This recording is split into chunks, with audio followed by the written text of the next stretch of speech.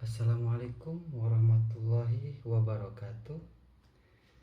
Apa kabar adik-adik sekalian di kelas 11 ya ini ya. Baik. Sebelumnya pernah eh, kita bertemu.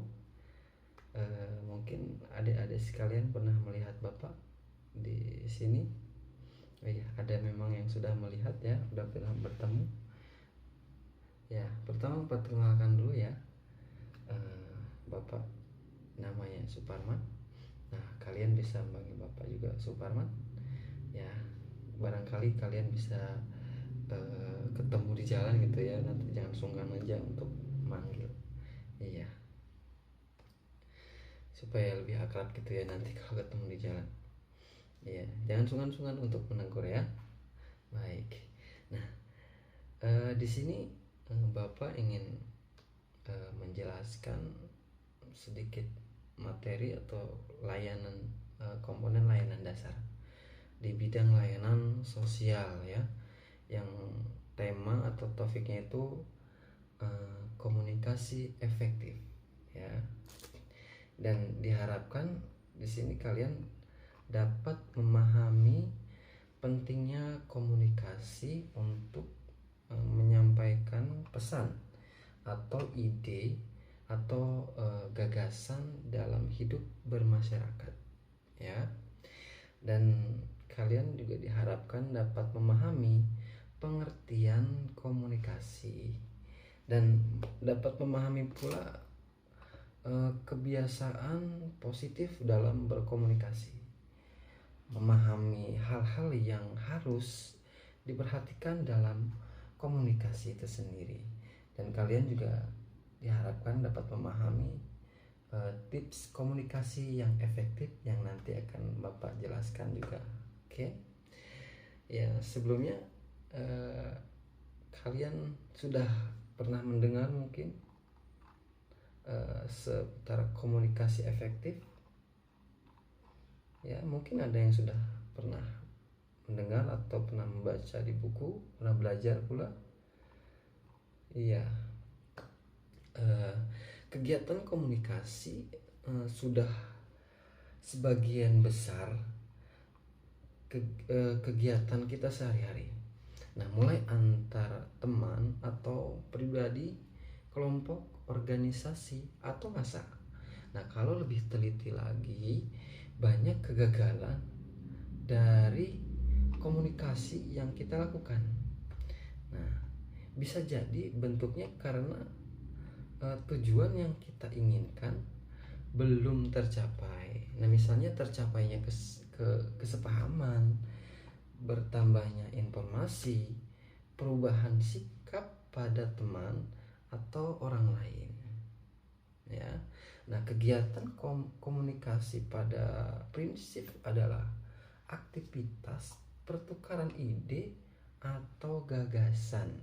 Nah, secara sederhana, kegiatan komunikasi dipahami sebagai kegiatan penyampaian dan penerimaan pesan atau ide dari satu pihak ke pihak lain dengan tujuan untuk mencapai kesamaan pandangan atas ide yang dipertukarkan tersebut.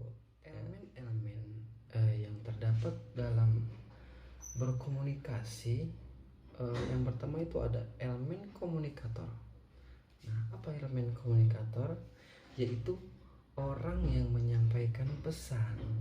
Dan yang kedua ada elemen pesan atau ide atau informasi yang disampaikan. Nah, yang elemen selanjutnya yaitu media. Media yaitu sarana komunikasi. Dan elemen selanjutnya komunikan atau audiens atau pihak yang menerima pesan. Dan yang terakhir yaitu umpan balik, yaitu respon dari komunikan terhadap pesan yang diterimanya. Dalam kehidupan nyata mungkin ada yang menyampaikan pesan atau ide. Nah, ada yang menerima atau mendengarkan pesan. Ada pesan itu sendiri, ada media, dan tentu ada respon berupa tanggapan terhadap pesan. Nah, secara ideal, tujuan komunikasi bisa menghasilkan kesepakatan bersama terhadap ide atau pesan yang disampaikan. Oke. Nah, selanjutnya ada fungsi komunikasi. Nah, yang pertama itu ada fungsi komunikasi membangun konsep diri. Ya, yang kedua itu eksistensi diri. Dan yang ketiga, kelangsungan hidup. Yang keempat, memperoleh kebahagiaan dan terhindar dari tekanan dan ketegangan. Ya, itu sebagai fungsi komunikasi. Nah, selanjutnya, kebiasaan positif dalam berkomunikasi. Nah, dalam setiap itu ada kebiasaan positif dan ada pula yang negatif ya. Nah, yang kebiasaan positif dalam berkomunikasi, nah dalam kenyataan kehidupan sehari-hari, dimanapun dan kapanpun kita berada, serta dengan siapapun kita berkomunikasi, sering atau kadang-kadang terjadi pembiasaan sikap perilaku positif secara spontan di saat diri kita berkomunikasi dengan orang lain. Ya, pembiasaan dapat terjadi dalam bentuk verbal, refleksi gerakan fisik, tampilan bahasa tubuh, ya seperti gerak bahasa tubuh yang gerak, dan masih banyak lagi lain sebagainya. Dan bentuk verbal misalnya di saat orang lain berbicara, nah biasanya spontan kita berkata iye atau iya. Dalam bentuk gerakan fisik, misalnya di saat kita berbicara atau saat orang lain berbicara, biasanya kedua tangan kita spontan pindah atau bergerak atau berada di bagian depan atau perut, nah, di bagian bawah ya. Dalam bentuk bahasa tubuh, misalnya di saat orang lain berbicara, biasanya secara spontan posisi mulut dan bibir senyum simetris. Ya. Nah, selanjutnya ada kebiasaan buruk dalam berkomunikasi. Nah, dalam kenyataan kehidupan sehari-hari, dimanapun dan kapanpun kita berada, serta dengan siapapun kita berkomunikasi, nah sering atau kadang-kadang terjadi pembiasaan sikap perilaku positif secara spontanitas. Di saat diri kita berkomunikasi dengan orang lain, pembiasaan dapat terjadi dalam bentuk verbal, refleksi gerakan, tampilan bahasa tubuh, dan masih ada lagi lainnya, sama seperti yang tadi ya. Nah, dalam bentuk verbal, misalnya di saat orang lain berbicara, biasanya spontan kita berkata alah gayanya, ya kan. Nah, dalam bentuk gerakan fisik, misalnya di saat kita berbicara atau orang lain berbicara, biasanya kedua tangan spontan seperti yang tadi, sama seperti yang pertama ya kan. Nah, pindah atau bergerak atau berada pada bagian depan perut, ya di sini depan perut atau di bawah perut. Nah, dalam bentuk bahasa tubuh, misalnya di saat orang lain berbicara, biasanya secara spontan posisi mulut juga sama dan bibir ini tersenyum simetris. Nah, bagaimana sih menjadi pembicara efektif? Ada yang tahu bagaimana menjadi pembicara efektif? Oke. Nah, ada tiga macam perilaku pembicara dalam komunikasi, yaitu yang pertama perilaku agresif, yang kedua itu perilaku pasif, dan yang ketiga perilaku asertif. Nah, perilaku agresif itu apa sih? Nah, kayak perilaku agresif itu yaitu cara pembicara yang bersifat konfrontasi, keras, kasar. Nah, si pembicara tidak tertarik akan apa yang dikatakan si pendengar. Nah, berbeda dengan perilaku pasif. Nah, perilaku pasif itu kebalikan dari agresif. Si pembicara berusaha menyenangkan lawan bicara.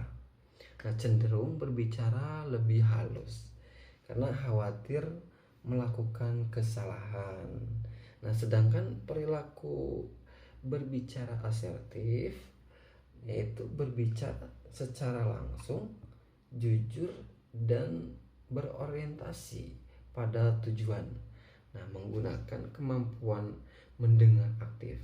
Perilaku asertif cenderung membina suatu dalam hubungan positif jangka panjang, saling menghormati dan saling memuaskan kepentingan lawan bicara. Ya, seperti itu ya. Ada 3. Nah, pentingnya memperhatikan pesan dalam komunikasi. Suatu kesalahan yang sering terjadi pada setiap pihak di saat proses komunikasi sedang berlangsung, sehingga menyebabkan komunikasi itu tidak efektif. Nah, yaitu tidak memperhatikan pesan dengan baik. Ketika orang lain itu pihak pertama sebagai pembicara ya. Nah, kesalahan ini terjadi hampir dialami oleh setiap orang, terutama bila mana dalam kondisi tidak kondusif. Misalnya karena suasana yang bising, atau lagi menghayal, atau kondisi lagi perut lapar ya, dan tidak sehat, dan ya seterusnya. Nah, bila mana hal itu terjadi, maka kemungkinan banyak pula konsekuensi yang terjadi. Nah, diantaranya merasa kecewa, tidak dihargai, dan hubungan kurang harmonis ya, dan masih banyak lagi seterusnya.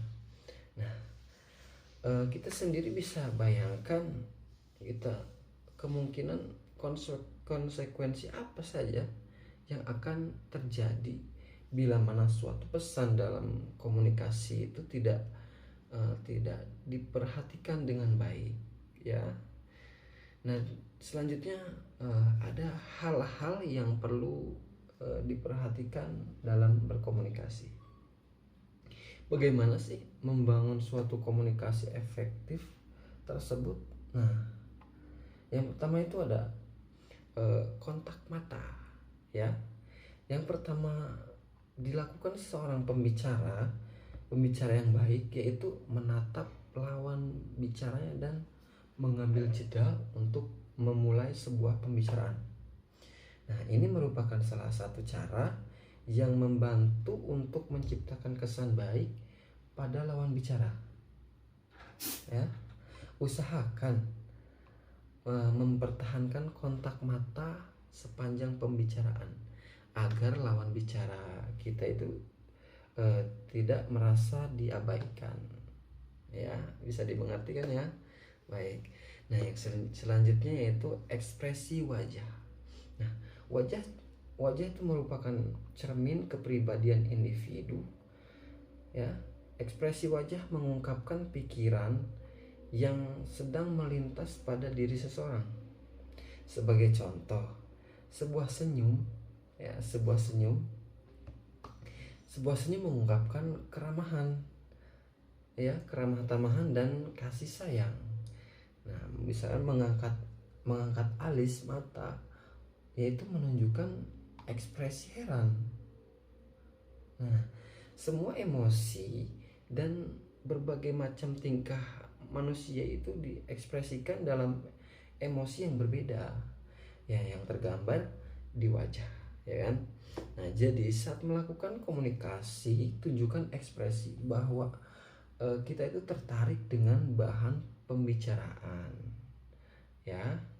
Nah, Setelah itu selanjutnya ada postur tubuh. Nah, setiap gerak-gerik tubuh yang saat berbicara mesti dikoordinasikan dengan kekuatan meyakinkan diri Anda, meyakinkan dari kita. Nah, mereka bisa jadi semacam tambahan untuk cara efektif yang dapat ditangkap secara visual daripada secara verbal, ya. Nah, sebagai contoh menundukkan kepala itu menunjukkan penyesalan, ya, atau pernyataan. Nah, kalau mengangkat kepala itu menunjukkan akhir pertanyaan, ya. Nah, terlalu sering menggerakkan bagian tubuh mengungkapkan sedang bergegas atau kebingungan, ya. Oke. Untuk itu perhatikan gerak-gerik tubuh kita saat melakukan komunikasi dengan lawan bicara, ya. Nah, selanjutnya selera berbusana.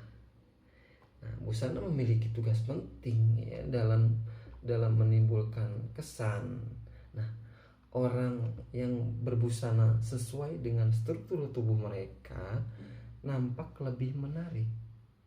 Nah, penampilan fisik seseorang dan busana yang dikenakan membuat dampak pasti pada proses komunikasi. Nah, kita semua berbusana dan mungkin banyak di antara kita tak terlalu memperhatikan. Namun hal kecil ini memiliki peran untuk sebuah efektif. Nah, jika kita memperhatikan bagaimana cara berbusana, hal itu akan memperbaiki kemampuan komunikasi kita. Seperti itu, jadi ya. Nah, komunikasi efektif itu sangat layak kita perhitungkan dalam membangun karir. Nah, dengan komunikasi yang baik tentunya akan mendukung segala aktivitas kerja dan yang kita lakukan, ya. Bidang pekerjaan komunikasi seperti presenter, ya, dan sejenisnya yang sangat ditentukan oleh bagaimana cara kita berkomunikasi dalam menyampaikan sesuatu. Nah, banyak faktor yang dapat membuat apa yang akan kita sampaikan menjadi lebih berkualitas, ya. Nah, seperti kesiapan mental, penguasaan bahan, kelengkapan sarana pendukung, serta hal-hal lainnya. Nah, ada kalanya kita merasa nervous, ya wajar lah, kita bisa nervous dan grogi. Nah, hingga untuk mengungkapkan sesuatu kita malah kehilangan kepercayaan diri, ya. Nah, selanjutnya kita ada tips dasar dalam berkomunikasi. Oke, yang pertama itu gunakan kalimat seefektif mungkin, ya. Uraikan isi pembicaraan dengan kalimat-kalimat yang efektif dan langsung mengena pada sasaran, dan hindari mengungkapkan informasi detail yang kurang relevan. Seperti tadi sebelumnya menuju tempat ini saya bertemu family saya di suatu tempat. Nah, biasanya lawan bicara kita itu tidak akan peduli dengan informasi yang tidak berhubungan dengan topik pembicaraan. Nah, hindari penggunaan idiom bahasa yang kurang atau tidak dimengerti calon pendengar kita, ya. Nah, yang kedua, jangan mengungkapkan pengulangan ide atau pokok bahasan. Nah, jika kita ingin mengungkapkan ide entah pada bos atau pada atasan atau dalam suatu rapat di sekolah misalkan. Nah, ketahui lebih dulu apakah ide tersebut sudah pernah diungkapkan oleh orang lain. Nah, jika sudah, nah lebih baik kita itu tidak usah mengungkapkannya. Kenapa? Nah, karena umumnya orang tidak akan tertarik mendengarkan pengulangan sebuah ide. Nah, dalam presentasi suatu analisa, usahakan tidak terjadi pengulangan. Ya, tidak terjadi pengulangan kalimat-kalimat yang merupakan teori ataupun kesimpulan. Nah, aturlah urutan penyampaian agar lebih fokus saat menyampaikannya. Oke. Nah, selanjutnya jangan berbicara terlalu lambat. Ya, tutur kata yang terlalu pelan dan lamban hanya akan membuat lawan bicara kita itu bosan dan tidak sabar. Nah, lagi pula gaya bicara kita itu yang terlalu pelan akan mengesankan Anda itu atau kita ragu-ragu dan tidak percaya diri. Karena itu, bicaralah dengan nada yang optimis, ya, dan penuh dengan percaya diri. Namun yang patut kita ingat, bukan berarti kalian atau saya atau kita harus berbicara secara cepat tanpa ritme. Nah, kita harus pandai untuk menentukan ritme bicara. Nah, di mana harus berbicara dan di mana harus berhenti. Nah, ritme yang tepat dalam komunikasi tentunya didapat setelah Anda sering melakukan latihan atau pengalaman orasi yang cukup, ya. Nah, selanjutnya hindari gumaman yang terlalu sering. Nah, gumaman yang terlalu sering hanya akan mengganggu pembicaraan, ya, akan mengganggu pembicaraan kita. Nah, lagi pula lawan bicara itu nggak merasa lebih nggak akan merasa lelah menunggu, atau lawan bicara itu akan merasa lelah menunggu, ya kan, menunggu kapan pembicaraan Anda itu selesai. Nah, sebisa mungkin meningkatkan atau menghilangkan gumaman, ya, seperti itu. Oke. Dan hal ini juga akan mengurangi respek calon pendengar Anda karena Anda dinilai tidak menguasai pembicaraan. Oke, seperti itu ya. Nah, selanjutnya hindari humor yang tidak perlu. Nah, melontarkan humor memang sah-sah saja, namun menyegarkan suasana. Oke. Namun kita tuh harus tanggap membaca sesuatu setelah kita mengungkapkan humor. Nah, apakah lawan bicara kita itu benar-benar terpancing tertawa atau tertawa dengan terpaksa? Nah, atau bahkan menunjukkan wajah yang sangat terganggu dengan humor kita itu tadi karena nggak lucu, ya kan? Nah, jika lawan bicara Anda itu tidak tertarik dengan humor yang tadi kita ungkapkan, jadi teruskan pembicaraannya, jangan udah humornya cukup saja. Nah, jangan memaksa lawan untuk bicara untuk menertawakan humor yang tidak lucu itu, yang udah gagal gitu kan. Nah, dengan mempelajari dan melakukan tips di atas, ya kan, yang tadi saya sebutkan, nah, kita dapat berkomunikasi secara lebih efektif sekaligus melatih diri kita menjadi pribadi yang efektif. Nah, ya kan, ingat keefektifan diperlukan dalam menyelesaikan setiap pekerjaan.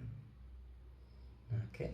Nah, komunikasi itu ya memecahkan masalah ketika kita mengalami konflik, ya. Nah, konflik secara internal maupun secara eksternal.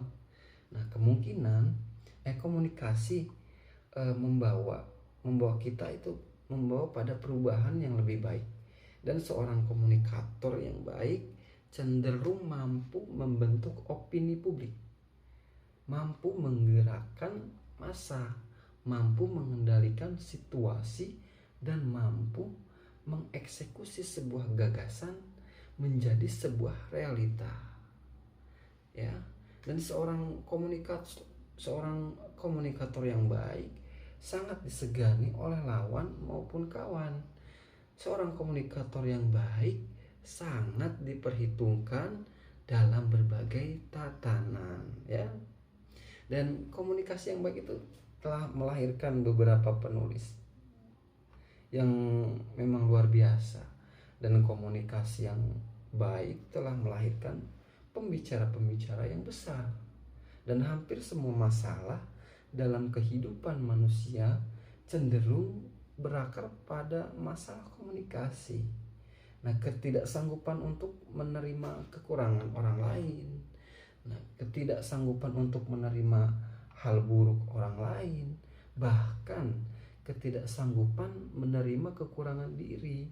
Nah, jika ingin merubah hidup, maka kita hanya perlu memperbaiki komunikasi kita.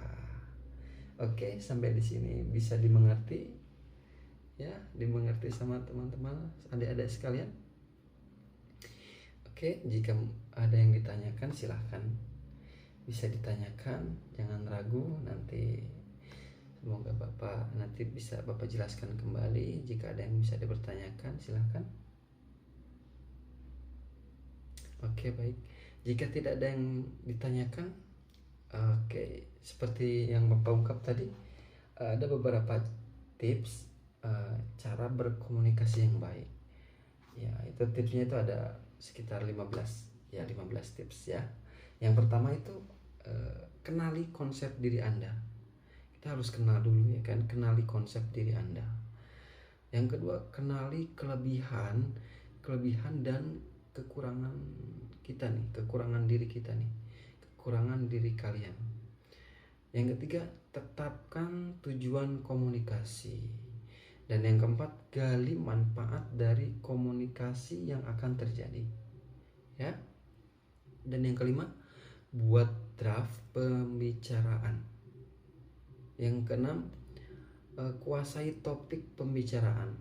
Kita harus menguasai kan supaya tidak nervous atau grogi seperti itu. Dan yang ketujuh, hargai perbedaan pendapat. Oke. Dan kedelapan, menahan diri untuk menguasai pembicaraan. Dan yang kesembilan, pertahankan kontak mata. Ya, seperti yang tadi Bapak jelaskan, pertahankan kontak mata. Oke. Dan yang 10, empati terhadap situasi dan kondisi klien. Ya. Dan yang selanjutnya, atur dan manajemen napas. Kita jangan sampai ngos-ngosan ya kan, nanti terlihatnya kecapean atau ngos-ngosan pokoknya gitu kan. Dan yang 12 itu kontrol postur tubuh. Kita harus agak tegap, jangan peleyak-peleyak gitu ya, harus tegap, kontrol postur tubuh. Dan yang ke-13, gunakan bahasa nonverbal seperlunya. Oke. Dan yang ke-14, gunakan bahasa yang sama-sama dimengerti. Jangan sampai klien kita tuh nggak mengerti sama sekali dalam bahasa kita. Ya, yang ke-15 yang terakhir, cerahkan perbincangan dengan humor segar gitu. Jangan humor yang tidak bermutu lah gitu. Oke. Harus dengan humor yang segar supaya bisa menambah suasana yang baik gitu ya. Oke. Mungkin cukup sekian materi yang bisa Bapak sampaikan ya untuk hari ini. Mungkin di lain waktu atau di pertemuan selanjutnya kita akan membicarakannya lebih lanjut ya, dan membahasnya lagi lebih detail lagi ya. Oke, baik. Dan mungkin pertemuannya sudah saja sampai di sini. Semoga kalian bisa mengerti dan dapat manfaat dari materi ini yang Bapak sampaikan ya. Semoga bermanfaat dan semoga di pertemuan ke depan kita bisa membahasnya lebih lanjut ya. Mungkin cukup sekian yang bisa Bapak sampaikan. Oke, wassalamualaikum warahmatullahi wabarakatuh.